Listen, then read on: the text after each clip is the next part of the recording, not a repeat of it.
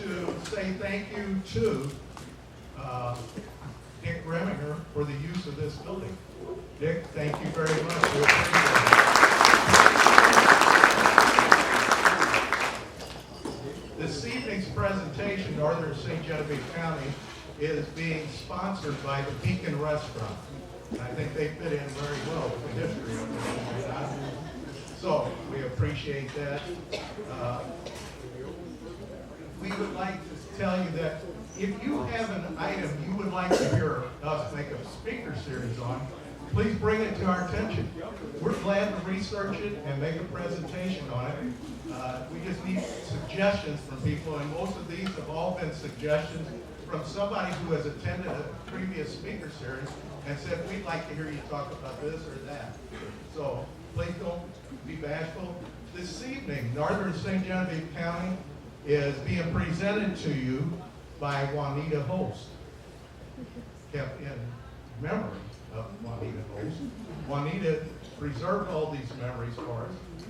Juanita kept all the stories safe for us. And she also brought us a son, Bill Holst, who's going to make the presentation for us. Bill Holst is the third of 4 of her children. Bill has lived his entire life in Northern St. Genevieve County, off of Holst Road. That correct.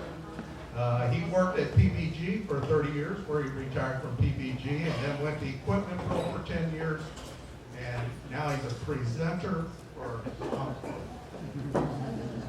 Could we have a hand for Bill Holst?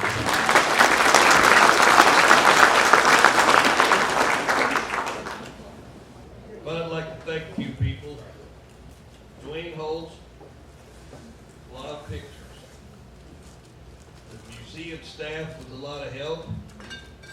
The Beacon for sponsoring. Bill Holst, my son's working the pictures.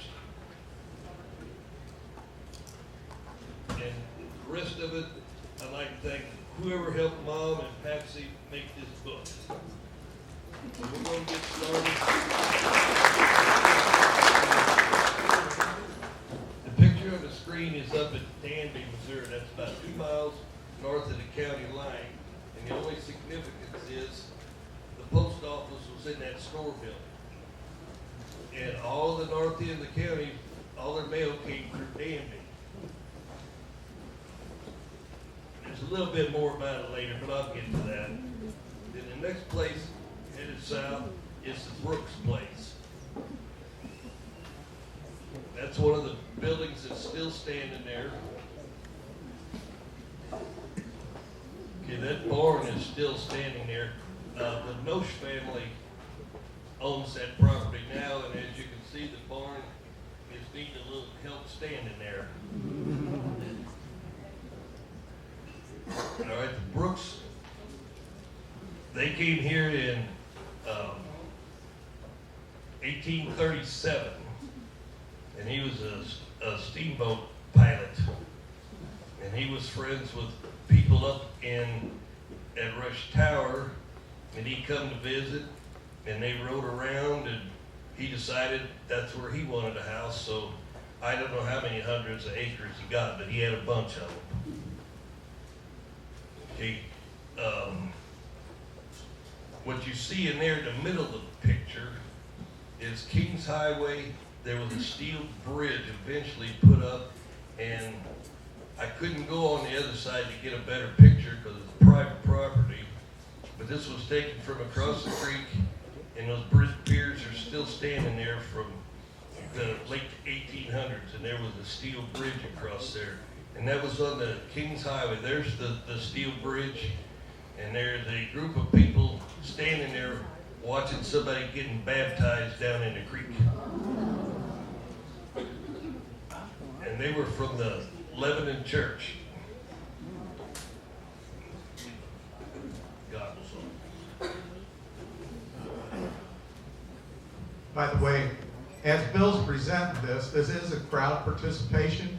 If you see anything on there that you know something or would want to add a story about it, please speak up. We'd love to hear it.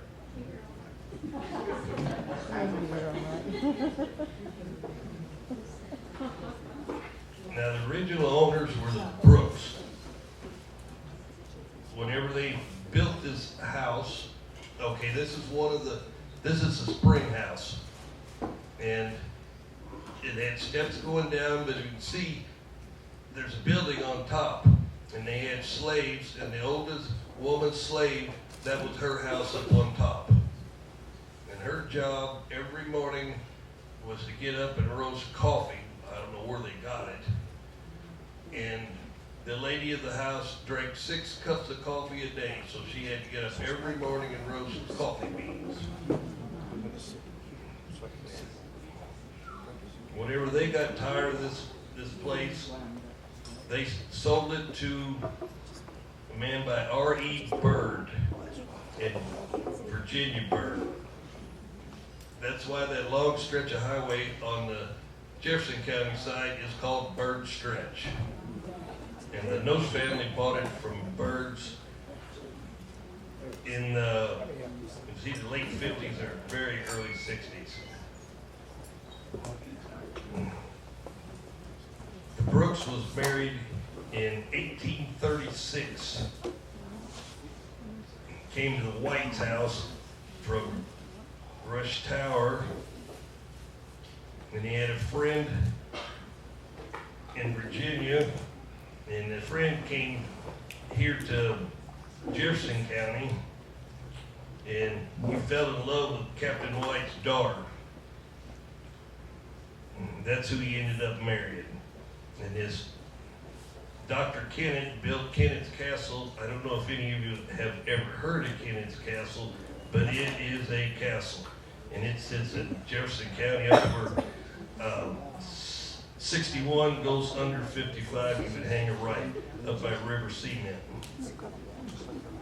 They looked for a site and decided that right there on the County Line Creek, 2 miles from the river. And it seemed like that was going to be a safe place for them until 1841, where John Brooks drove one of his steamboats up and tied it to a sycamore tree in the yard. So that didn't work out too good for him.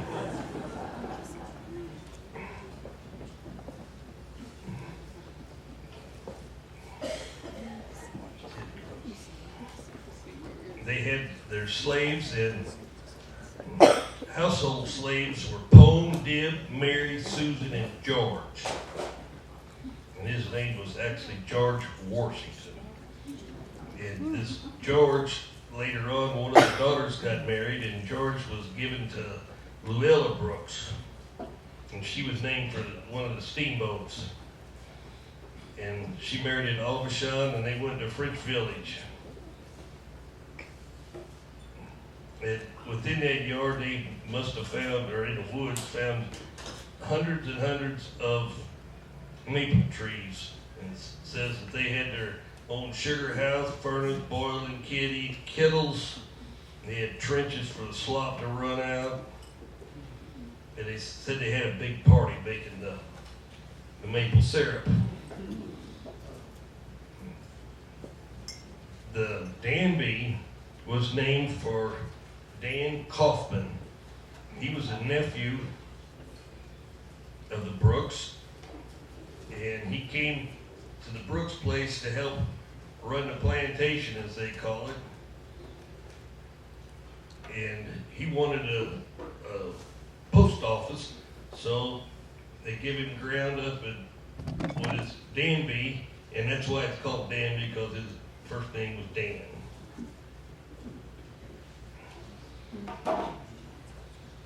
And then one of the little boys, nobody paid much attention to him.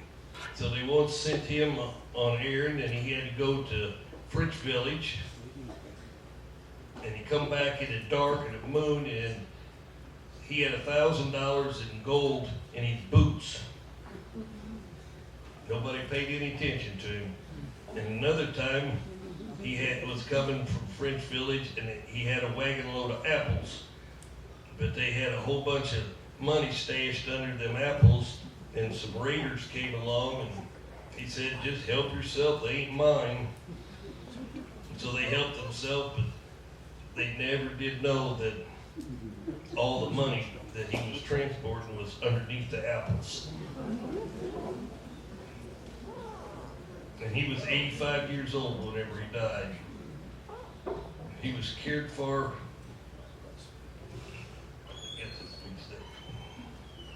He was cared for by a daughter of that Luella. Miss Brooks, she was out in the garden with her kids, and heard it was said blood curdling yell, and it was Indian and full war bonnet, tomahawk, and she said once she got herself together, she just went over and it's described as she remonstrated him. I'm supposing he got a good tongue lashing. So he lowered his hatchet and started laughing and said he was just making fun of him. And she asked what he wanted. He said that was the hunting grounds of his ancestors, and he was coming home to die, and wanted to know if he could stay in the barn. Sure, stay in the barn. He lived in the barn for 6 years.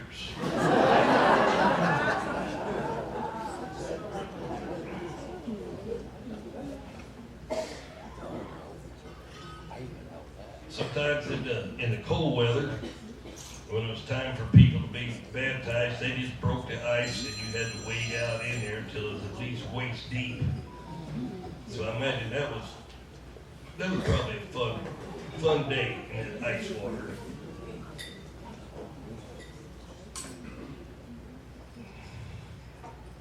You know, there was a place on the farm after the Birds owned it called Birds Grove, and it was right along the Kings Highway. Well, they was building on this Highway 25 at the time, not 61, the old 25, and they would hit a piece of this old Kings Highway and come to Birds Grove, and they drove from St. Louis down to Birds Grove for their weekend parties.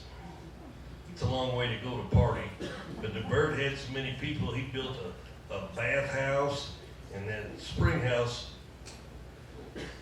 they had plenty of water. Now they had festive occasion there. It was an Aubuchon and a Brooks wedding in 1860. The cooking preparations went on for 3 weeks. It said feasting and dancing lasted 3 days. And it describes what Luella was dressed in, and it's too lengthy to describe all of this. And then one of the slaves, Pone, his name was Pone, they had him dressed up fancy, and he had to serve tables, and in their big old house there, they ate upstairs. So everything had to be carried upstairs. They had, they called it an ox, which was a steer.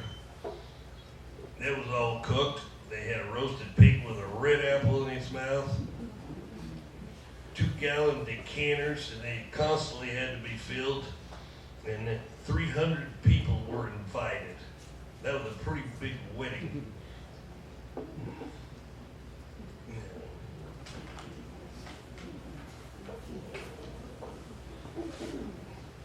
Now we got the Lebanon Church, Bill. There it is, and the building with the steeple on it is what's used every day, and the smaller building was torn down, and they built a new one, and there's just a walkway from the inside to the inside of the other building. They started out in a hand-hewed log church. Probably get 30 people in it.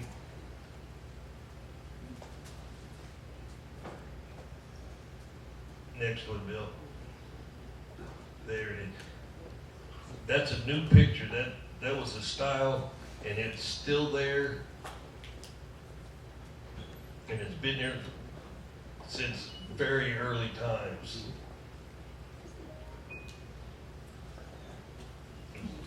I think that's it. All right, now we go to the Lee place. I gotta get my page.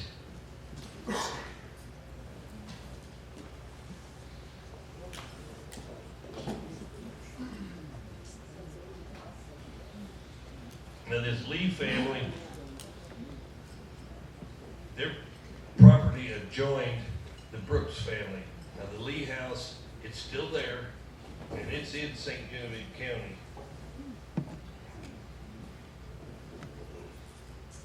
And they came there.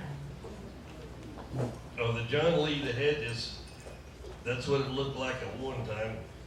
He finally died in 1873, but they were there for a long time. And he's buried at Lebanon Church.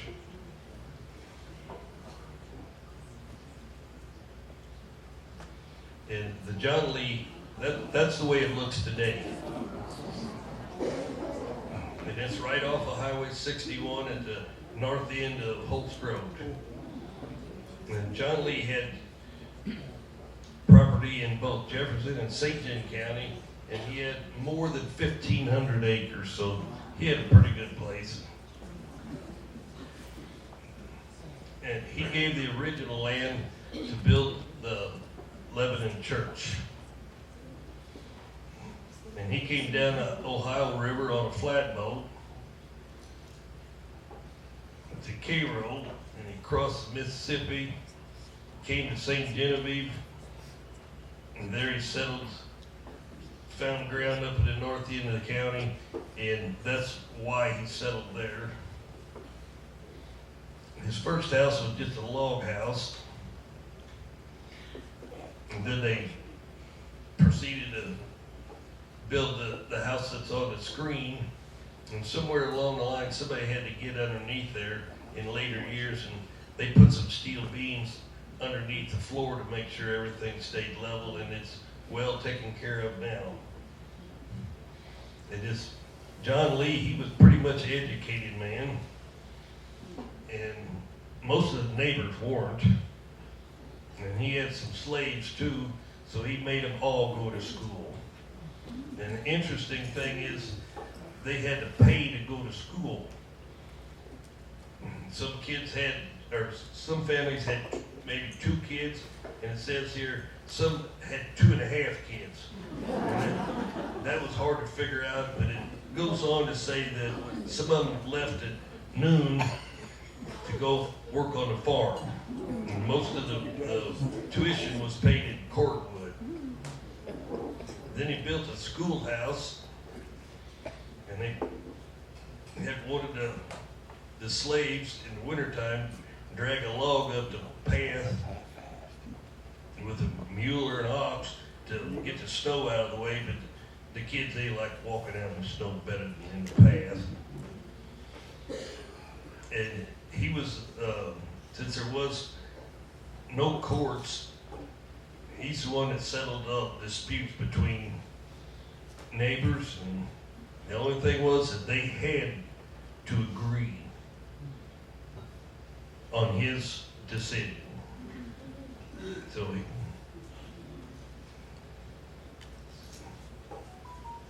it states that the slaves built the first log church. That would have been in Lebanon. It was just down the road just a little bit, or up the road. And this Lebanon church had the smaller building was the last after the log building. And we had the big church, and then the little building was the church. And it had 2 wood-burning stoves in it. And about the time church was done with, it was warm enough. Then when they opened the doors for everybody to leave,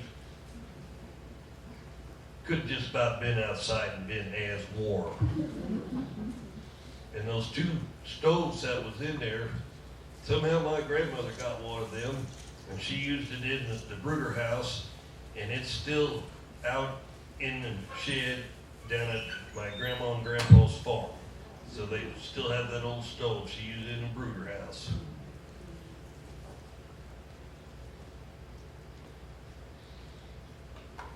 That house has basically downstairs in the front, it has 2 rooms.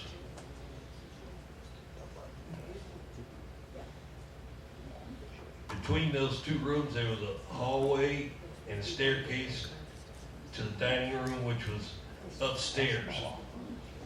And they had a big board hanging above the table, and there was a rope that went through the wall over into the kitchen, and they had one of them black slaves waving his fan around to keep them cool. I guess it was better than nothing. And they had a spring house was down the hill, right in back of the house you see. And it said they had some Indians around there, and one of them Indian women was trying to get in the spring house through the little hole. Why she didn't go around the other side and just open the door. And she got stuck in there and drowned. It says another time, an Indian was trying to come through the window, and she shot it. And the lady that gave us this information here, she's the one that wrote this, and she says she still has this pearl handle Smith & Wesson, 32 caliber.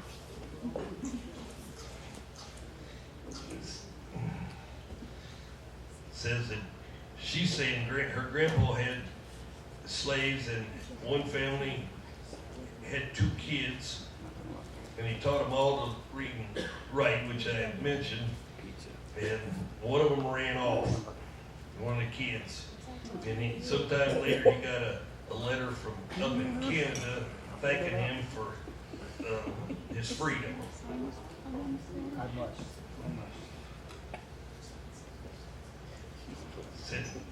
Says that this lady that wrote this said her grandpa sold the farm and moved to St. Louis. And this Captain John Lee then had steamboats on the Mississippi, and one of them burned, and the captain in charge of the other one took off with it and went downriver, and he never saw it again. Then he ended up owning a hotel in St. Louis on Chambers Street. I don't know where that is.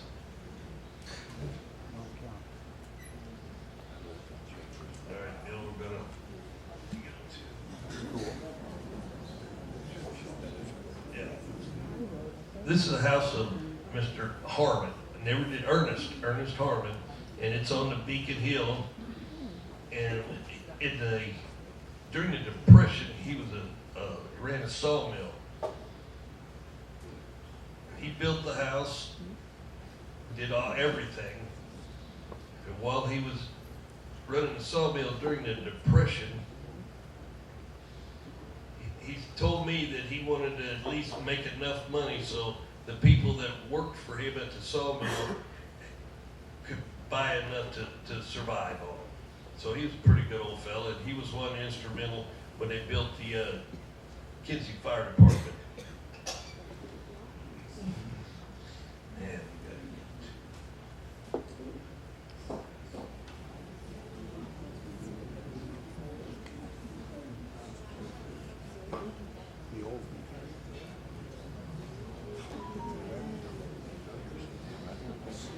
now this is the beacon. That was the old beacon. That was the original building. And that was built by Charlie Grunmeyer. And he had lumber when he tore down the old grist mill in Kinsey, and that's what he built for a tavern. But Charlie didn't stay with anything very long. And the beacon, which that light that you see up over the gable, it used to be way bigger. It was a light off a riverboat, and my Grandma and Grandpa lived almost a half a mile away, and it would light up their yard. It was hence the beacon. Then after that, it was added on to several owners. Cooksey's ran it, Wayne DeClue ran it, Jesse Ferguson. Then Jim and him bought it. That's the Gibson in 1953. And the first thing they did was add to the right side of that building. They added on to it, and you went down the steps to what would be the basement, and there's where they had bathrooms, walk-in coolers, storage areas, and then later on they built onto the left side of it, and they put a dance floor. Now it's part of a home. And on Saturday nights, they did square dance in there. They had piano in there with Earl Thomas, and sometimes Buzz Madison was there. But as things progressed on Mondays they were closed, so Jim Gibson had that old station wagon, and he'd have it full of stuff, and he went around to different taverns up in the Lemay area, and he knew everybody, and I don't care if it was cigarette lighters, cigarette flints, handkerchiefs. He sold all of that stuff, but one day I was very old, and I went over there. Cars were there, so it was open. So I went in, and they was closing the place up. And apparently, there was some federal people who found out Jim Gibson was going around, and he was buying whiskey from somebody, and he was selling it to the taverns up in South St. Louis. Sounded like a good deal to me. And they closed the whole thing. I mean, instantly closed. Took his liquor license. Well, he didn't like that too well. So for 3 days, he didn't have a liquor license. So there was a Primo lived out of Double O, Double D, way out there, and there was a friend of his. So he rented the new restaurant next door to the Primo, and Primo got the beer license, and in that 3 days, they moved the back bar, the bar, and everything over into the restaurant. So for 3 days, he didn't have any beer, and that's a long stretch for him. And the Beacon right now is run by Jim Gibson's granddaughter and Mike. Mike was here a while ago. And that's a Brock that has the place up the street here. That's Jim Gibson's great-grandson. So it stayed in the Gibson's hands, but it changed a little bit. Now we're going to go to Brands. Now we're going to go to the Brands farm. And that house is still standing. And my grandparents bought that here on the courthouse steps in 1916. And they got 365 acres with it, and they paid $3,800 for it. And there was a big barn, which is gone, and other buildings, some of them still there. And the Brands had a son that went to St. John County schools, and he ended up going to a school to become a doctor. And he practiced for a while, and then he came back, and upstairs in that building, he had his doctor's office. And then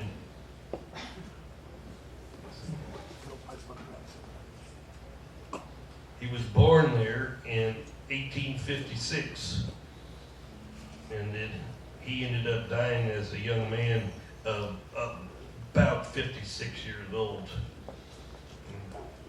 And my grandparents lived in it for the rest of their days. And then in the late 40s,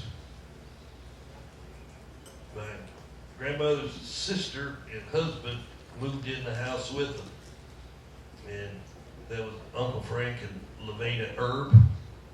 They lived in the front, and my grandparents lived in the back. You can't see the rest of the house.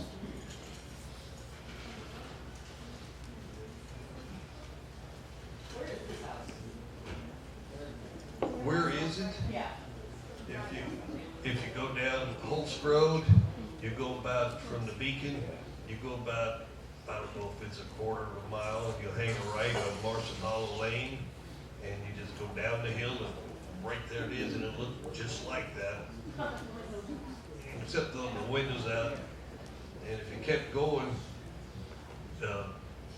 Ray Meyer owned the next farm down that road, and the Colburns that are right over here, that's where they was raised down on that farm.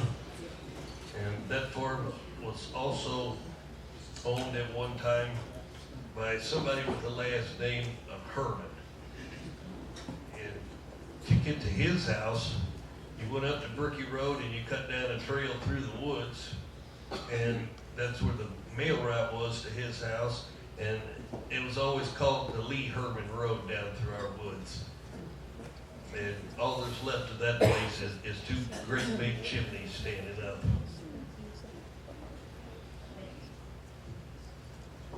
I have a updated picture of it if you want to see it. Of the farm. I'll go to park now. That's a rocket ship. Thank you. All right.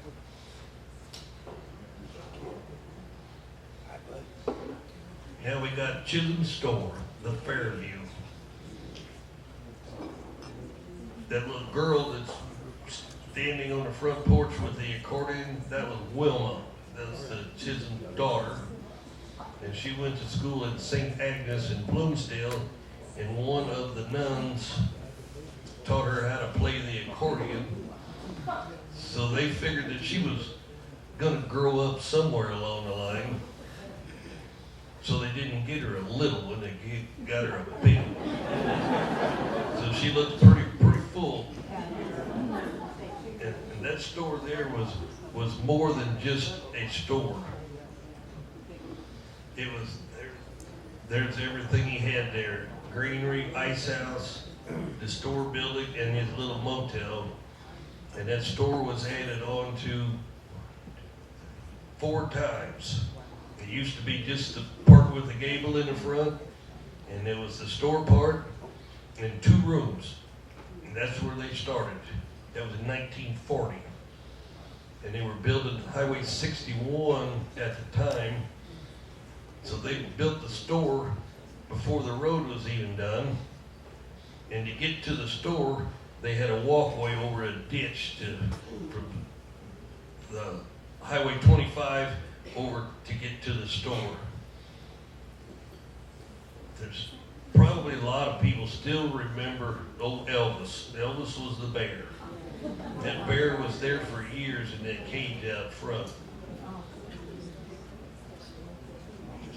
Whenever they had to get rid of him, age, none of the zoo in St. Louis didn't want it. And they had bought 2 of them, but one of them died. Her name was Susie. So they decided, we got to get rid of him. We're tired of fooling with him. So Wilma got out the 25-20, and she's the one that shot him, and they skinned him out and butchered it, and they had a big shooting match down at the Valley View Tavern. And there was lots and lots of people there. And the little ice house to the left, that's where they drug. There's a concrete porch on it that you don't see. But that's where they drug them 300-pound blocks of ice in there. And there was no refrigeration in it. It had walls about 3 foot thick, and they were full of sawdust and anything to try to keep it cool in there and keep a tarp over if you needed a block of ice. they'd go out there with the ice pick, and they were pre-cut, but you had to take them apart.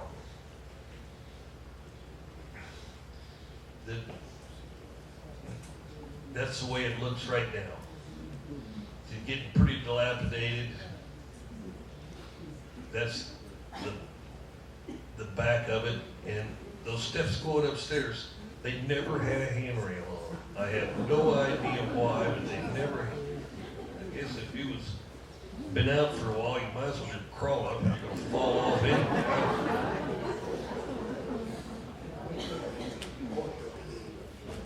I'm sure all building codes. This is their granary, and they sold all kinds of sacks feed, chicken feed, rabbit feed, horse feed. And on Tuesday, he'd back his big truck up there, and usually one person had to unload maybe 2 tons of feed, and that was every week. But that was all sacks, that wasn't loosed. And it was, the whole store building was kind of a gathering place in the evenings, because people didn't sit around and look at their phone or the TV. They would go to the Beacon, which is just, you can see the place from it. Or they'd go up here and then play pinochle. And it had a bar in it too. Dad didn't play pinochle very much, he was at the bar.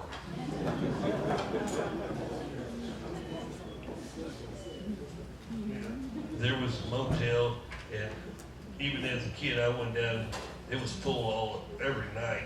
You'd have to go down and clean, they call it cleaning the cabins, but there was just 4 of them.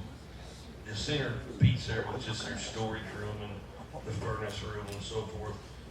Something happened one time in that furnace room, and the whole place burnt down. It was made out of concrete blocks, so it just got dozed down. Now, across the road from there, 61 and 00DD, oh, that's in the barn lot. It's owned by Paul Swint now, and he don't know what he's ever going to do with that. As you can see, it's in disrepair, but he don't want to fool with it.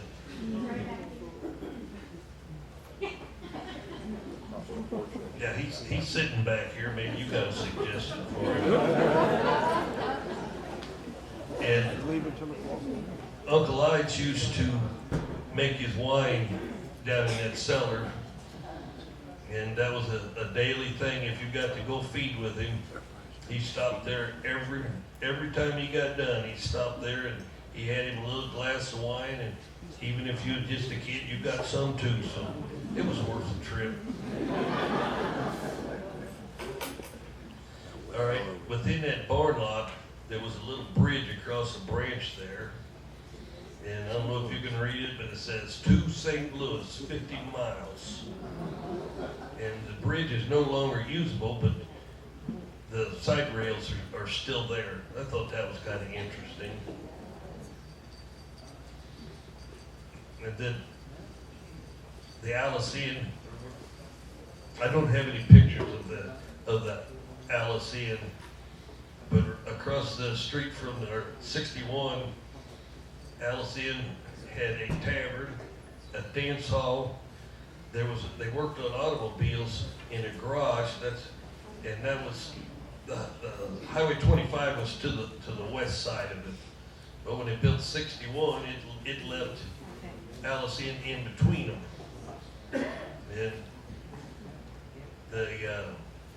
the house, it wasn't the house, it was the dance hall. It was turned into a home, and Charlie over here he was living there as a kid with the rest of his family, and it burnt to the ground.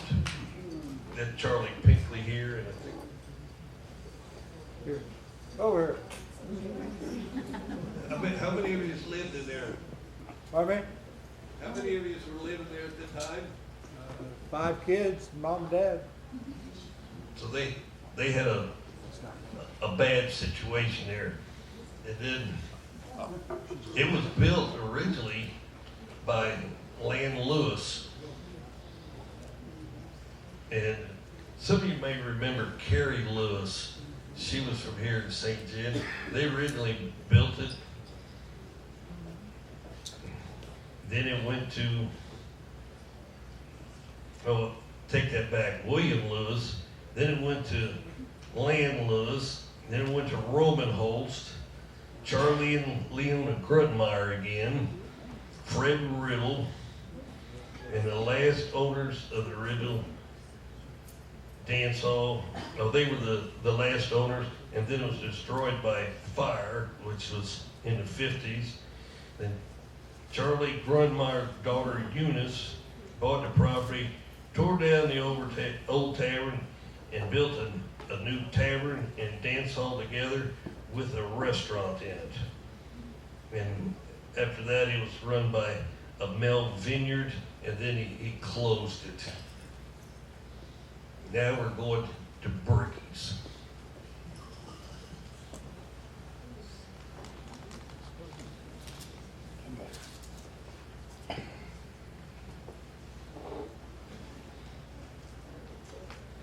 All right, the John Compton Brickey, he came from Potosi, age 21, and it was 1837.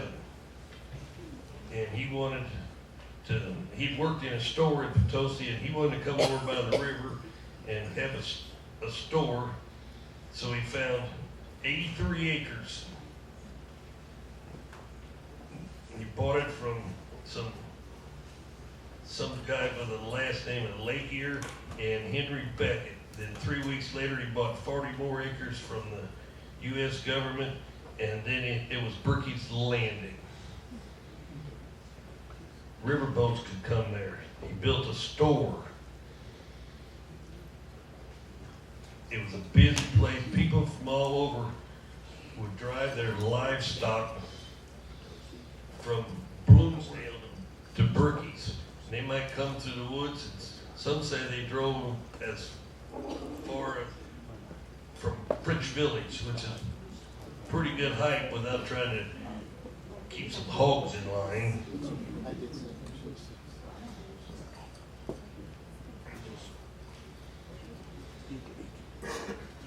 Getting lost here about the book.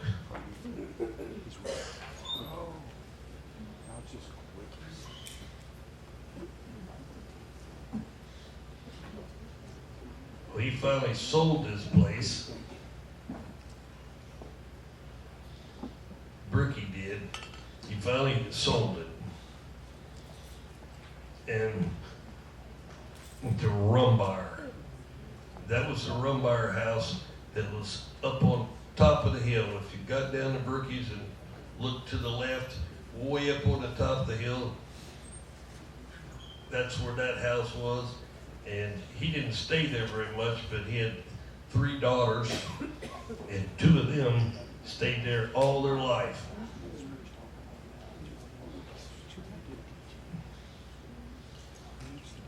Their names aren't that important, but I knew one of them from a little kid.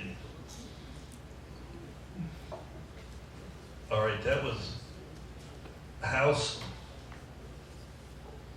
That was a house, and the reason that it has so many windows upstairs, that's how many kids he had. He had a bunch of them. You might recognize the 2 people walking in the front yard.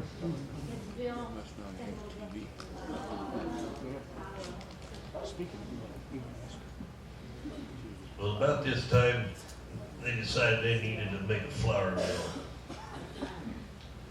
So that was the flour mill. And the river is right there on the left. And it was powered with a steam engine. From the mill building, you can see a little tin roof near the ground on this side. That's where the steam engine would have been. It was just a neat old building to look at all my life. Those 2 Rumbar girls, Sophia and Bertha, they stayed there until they died, but the one died before I was around. And then Sophie died in 65, but there was another woman lived there with her, but I never did know who she was. Now they had a post office and a rock quarry, the boarding house, the store, and a lot of people lived there for 25 years. That was a booming little place. And then now you can see it. That was a rail station. When Judge Rumbar bought that place from Bricky, that's whenever the railroad came through.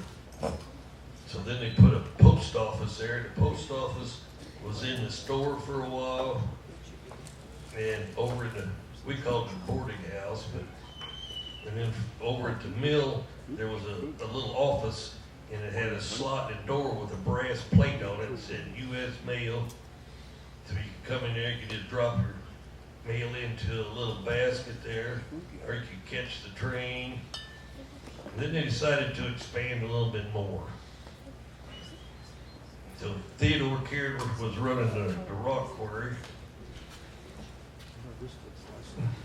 Oh, the post office opened about 1905. There was a school. Okay, this is Stringtown. All the people that worked at Bricky's, they built houses for them. And I think they took this picture, maybe the river might have been up a little bit. But at any rate, those were company-owned homes, and people lived in them that worked there. And I don't have a picture of it, but there was a school, and the school had a variety of teachers, and one of the, a lot of you in here may know, was Miss Armella Peterson. Miss Pete hopped the train every morning and came to Bricky's so she could teach school, and hopped another train to come back to St. John. And there was a ditch, a Lewis Drury, Elmer Holst, Pershing Bayer, Rosetta Ritter, which was Mr. Drury's daughter. She taught there a while. And it stayed open until like 1951, whenever the school districts was reorganized. Then whenever they built the lime kiln, and I remember the kiln still standing there, but I could not find a picture of them.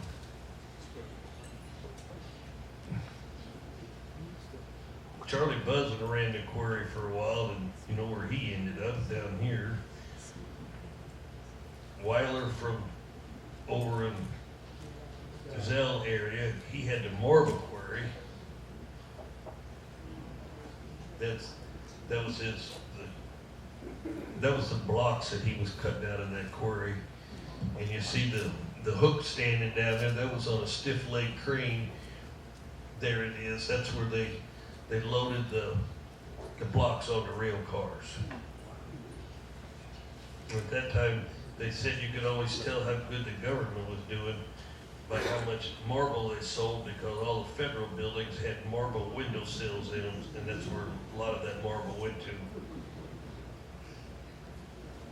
Now, back on that flour mill, it went downhill, but it reopened in the early 1900s. It was operated by Mr. George from St. Genevieve, and they had St. Genevieve brand white flour.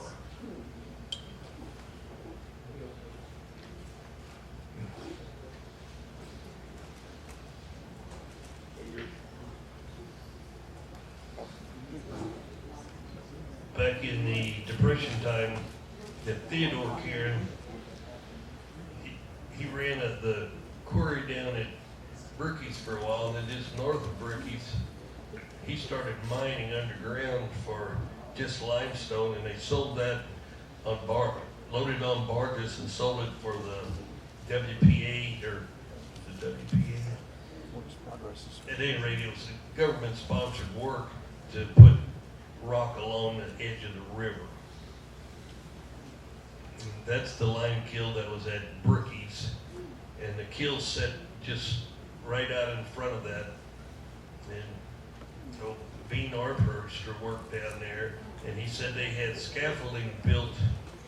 I don't know how they kept it contained in there, but they wheelbarrowed it and loaded it into the top of the kills, and they were vertical kills. And they sold lime and flour. Sounds like a good mixture.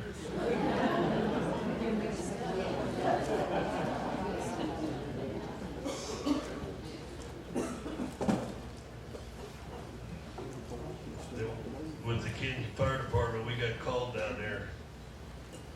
We didn't know what it was. Some kids had got there and they burnt the store building and the mill building to the ground. Just, and the old boarding house, it just stayed there and nothing done to it until it was basically falling down. Where?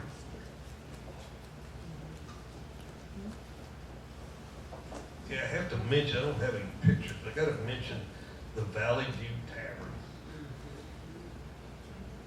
It was at Double D, they call that South Adder Road, that was Valley View Road. And that was pretty much a meeting place too, and they did have some problems there. One fella, he'd always drink too much, and he decided he needed to shoot up the place. So the one fella, he got hit, and then he shot himself. So after that, it was called the Bloody Bucket.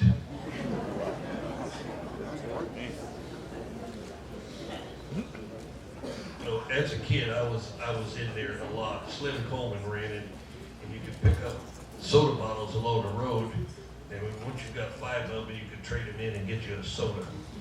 They was a dime. As you go out Double D, there was police store, and there was it was just a country store. I think they had some gas pumps, but right next to it was Police Tavern. And I always thought the place was always dirty looking.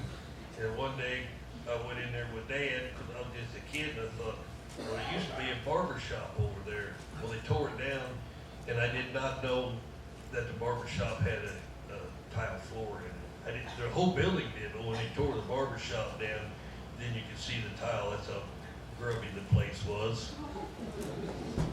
Then there was a music store to me. There was a fella coming there, and this while I was in high school, and his son got drafted, and he was on leave from Fort Leonard Wood. And his dad was in the tavern, and he would drink some, and he'd get completely obnoxious, and he mouthed off to a couple of the wrong ones, and he got thumped about quite a bit, and then Norman, he had to join in to protect his dad. Well, he got whipped up on too. And I saw him a couple of days later. I was at Speed Station, and he came in, and one of them says, well, Norman, you got to go back to Fort Leonard Wood. What are you going to tell him happened to you? He said, well, tell him the truth. He says, I ran into a couple of ditches.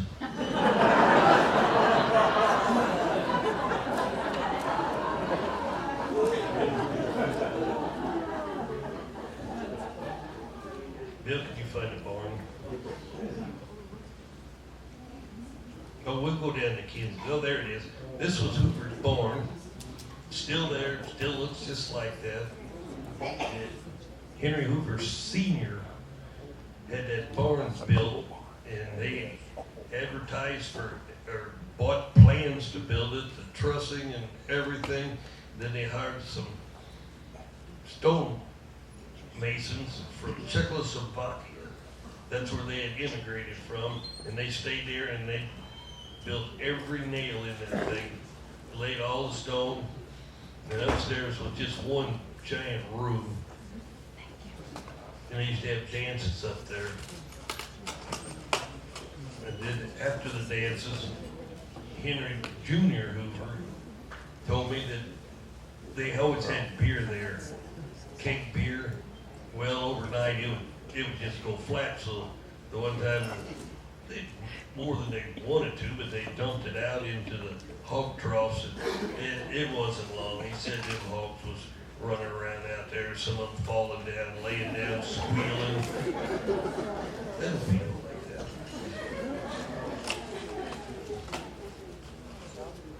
Now we need to go down to Kinsey, Bill. All right. Thank you.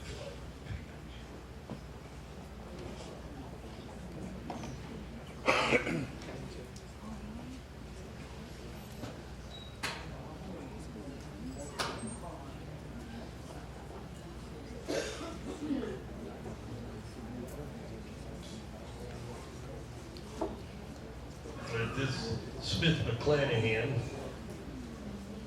this was his store. It was right across, basically across the road from the old grist mill. And they called that the Michelle Creek, which meant small stream.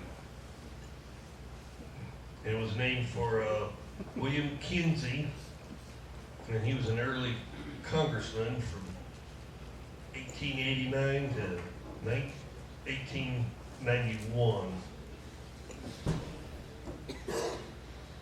The old grist mill, I don't know how there would have been enough water in it to ever run a grist mill, but that's what it says here.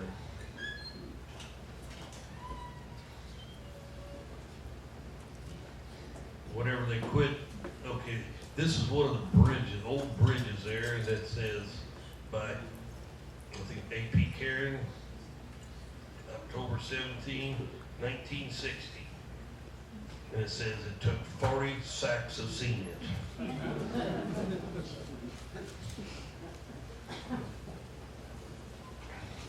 Within the, okay, this is the, I forget the name of it.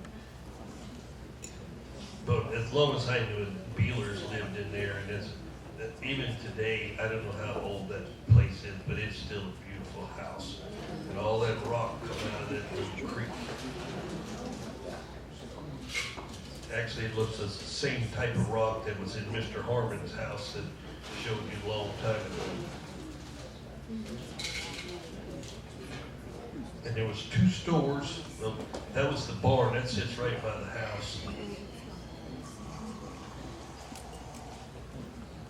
That was a little spring house along the road there. What I'll tell you, I'm not done here, Bill.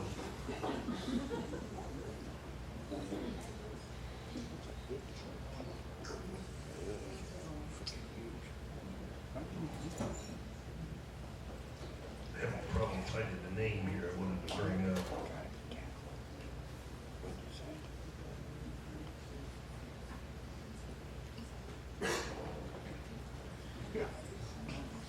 So at any rate, there was 2 stores in Kinsey.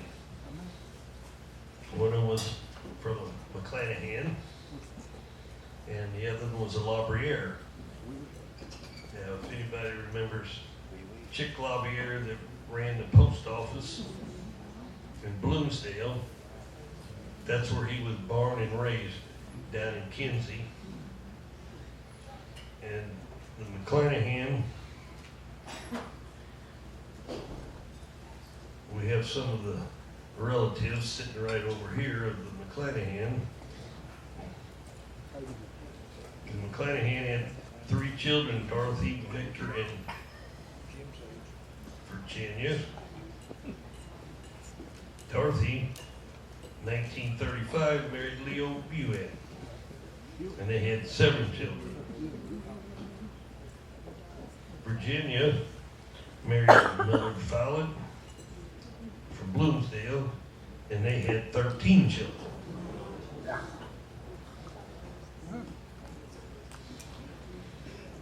Smith McClanahan that ran the one store, he was a livestock dealer. So he ran his store in Kinsey, and he butchered, and he hauled it to Festus, Crystal City, the boarding house at Bricky's, and 1 year he butchered 200 head. That's a lot of hogs.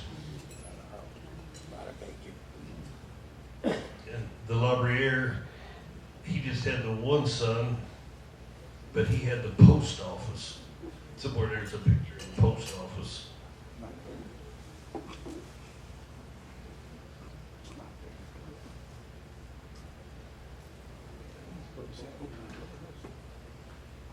I don't know where it went. There it is. That was the Kinsey post office and the store. And that's where Colin Labriere was reared, right there in that store. Now we're going to move out to Lawrencetown.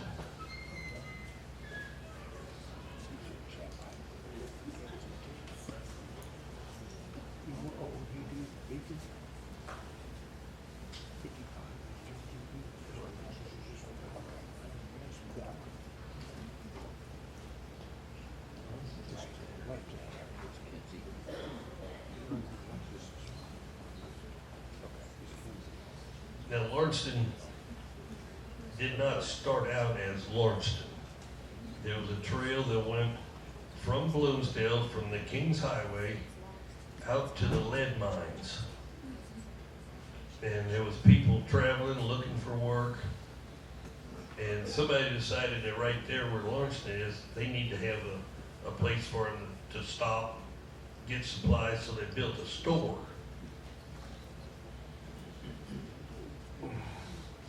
And this store they built, to me, was a terrible looking thing, but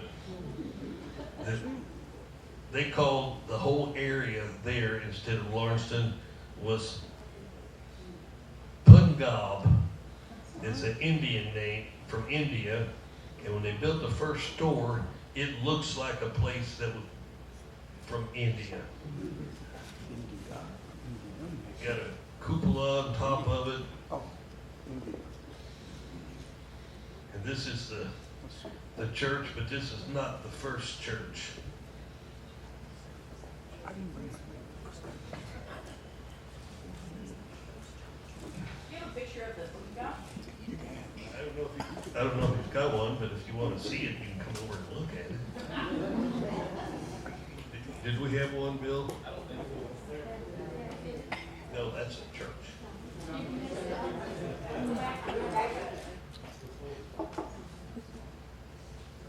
Go back. Yeah.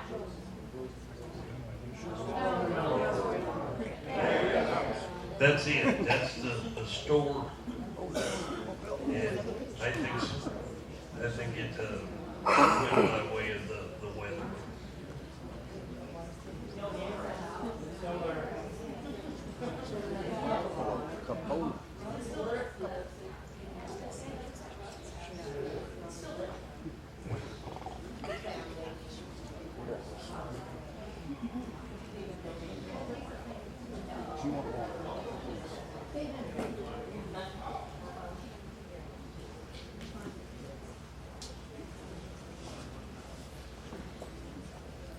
In 1917, the tornado hit the church and demolished all but the entrance,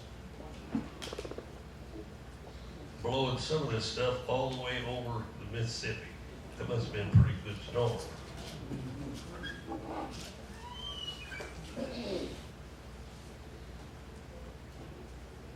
They built another church, and then in 42, they put a new entrance on it, and it's still there.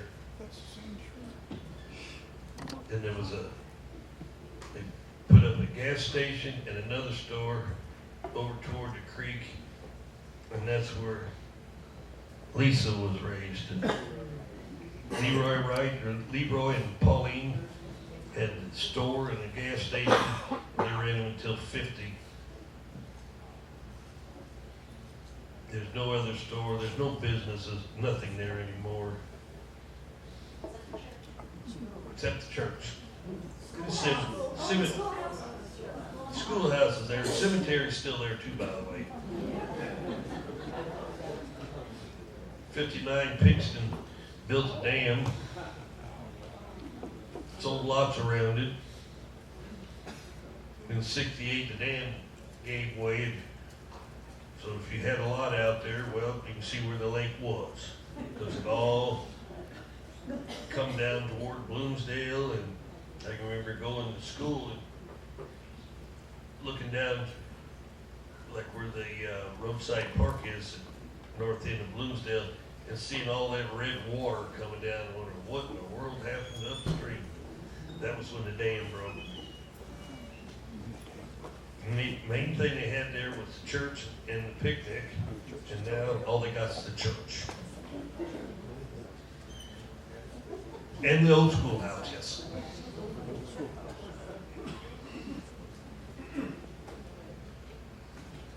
Now we're going to skip all the way out to French Village. French Village was called Little Canada because it's all French Canadians that came down the river. Somehow they was on their way out to the lead area, the lead mining area, and they needed a place to stop, so they started trading posts there. They called it Camp on the Trail. And in that area, there's a lot of it lead that's up near the surface. So they was digging it up. And by 1827, there were 20 French furnaces operating around Little Canada, smelting lead. And the church records show that for permanent settlers, names of Aubuchon, Papin, Leahy, Boyer, Labbert, Pratt, Roussan, Shoemakes, Hall, those are the ones that decided that's where they would stay in. And then after all of the French were in there, the Germans kept moving in, and the Germans were stonemasons, and even back into the 1800s, they were erecting houses, chimneys, and better furnaces to smelt the lead. 1857, there was a post office at French Village, and it's still there. There it is, there's the old post office. It says they plowed up old slave quarters and so forth around there, but after the Civil War, things mostly went downhill.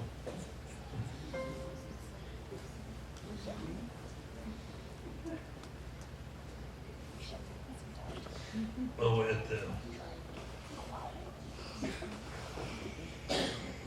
they had a man by the name of Aubuchon had a general store and a two-story house.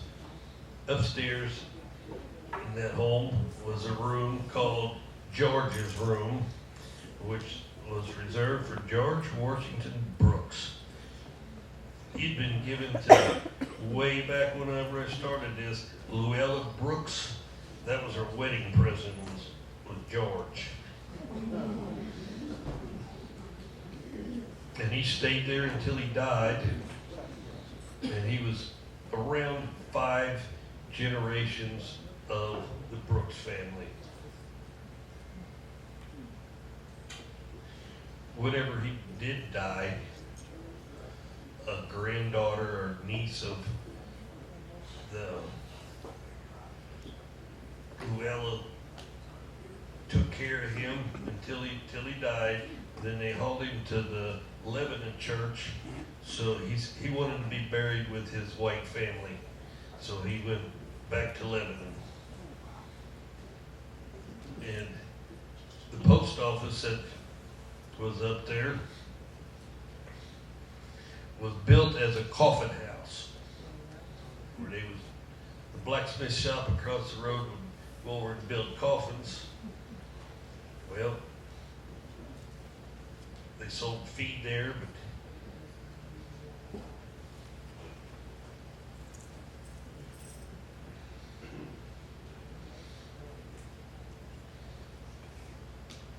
the Church of St. Anne. There it is.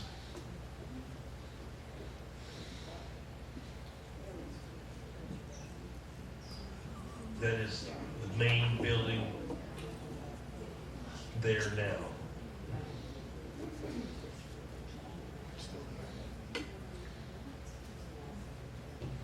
Now most of the area around it, that's what church that's right next toward Y Highway from it.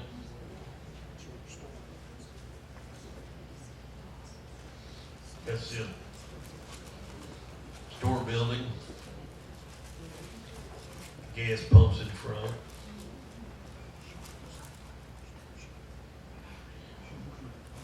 All right, but one thing I failed to mention on the Bricky Road, about halfway between 61 and the river, there's a place called Needmore. And Dorothy Reed, which she was a Pinkley,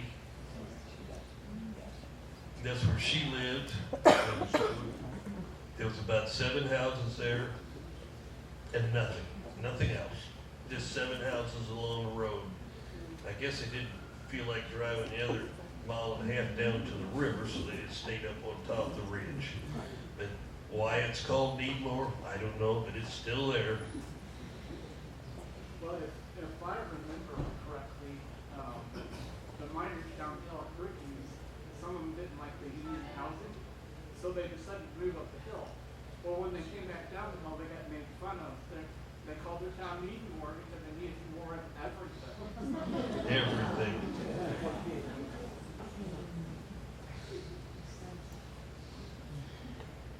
So another thing that most people don't know is where Fritz Village is now in St. Francis County. But at that time, there was no St. Francis County. You had St. Genevieve, Jefferson, and Washington County, and somebody decided there was too much area, too many people, so they made another county and they called it St. Francis County. That house was in Bloomsdale. And it was a little more tore down when we started, but me and my son is running the pictures up there. We moved that log house piece by piece. And the more you moved, the heavier they got. Well, does anyone have anything you need to say? Questions? Oh yeah, this was just to show you that that was my grandmother. She didn't throw any mail away. They're still everywhere. That address is Kinsey. Same person, named Danby. But look at the cancellation. It was canceled at Perkins. And the motion was 1 cent. Oh yeah, that's a 1.5 cent stamp, by the way.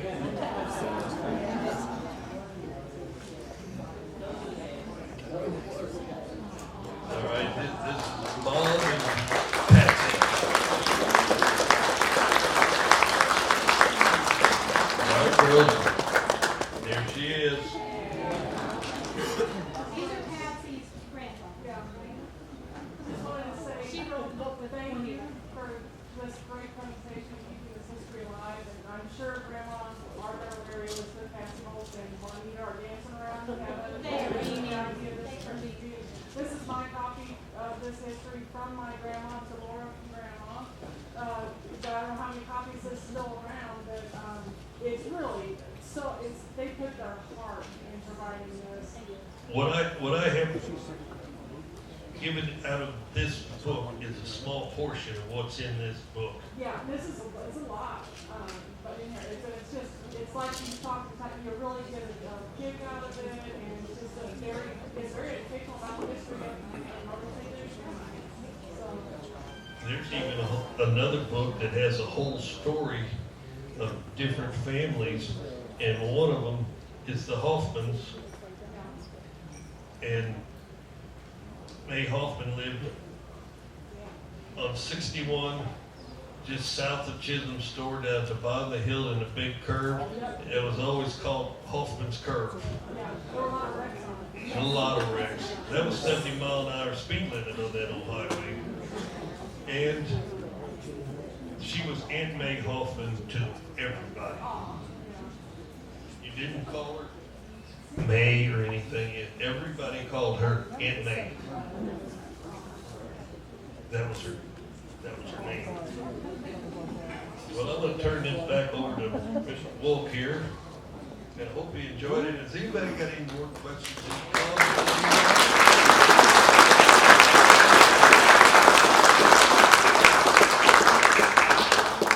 I will say that I have not even got into Bloomsdale, so we're not going to stay all night. There is another book by Lori Follard that has a lot of pictures of old Bloomsdale. And there is also another book, I don't know who made it, and you can look in the back of it, you want to see Holst? Well, there's some. You're going to read about them.